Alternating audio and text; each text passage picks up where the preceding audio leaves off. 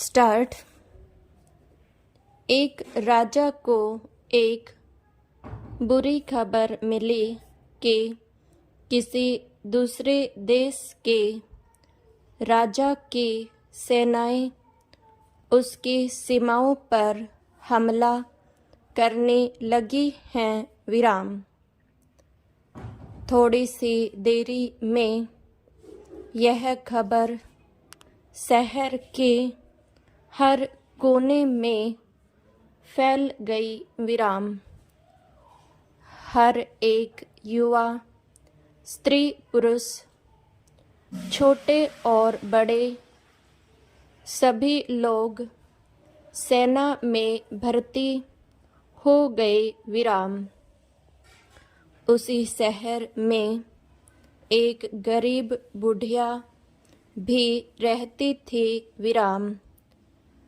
उसके बुढ़ापे का सहारा और आँखों का तारा उसका 12 वर्ष का बेटा ही था।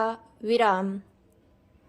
संकट की खबर सुनते ही बुढ़िया लड़के को राजा के पास ले गई। विराम।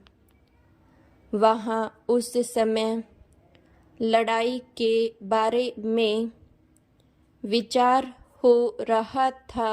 विराम। बुढ़िया राजा के सामने खड़ी होकर कहने लगी कि मेरे पास कोई भी वस्तु नहीं है जिससे मैं देश की सेवा कर सकूं। विराम। मेरे पास यही इकलौता बेटा है। विराम। दूसरी माताएं जैसे लड़कों व लड़कियों को लड़ाई में भेज रही हैं, वैसे ही मैं भी बेटे को लड़ाई में भेजने के लिए उत्सुक हूँ। विराम।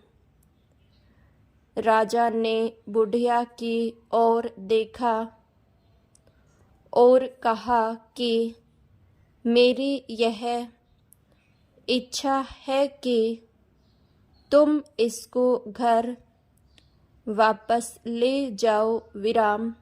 पैरा।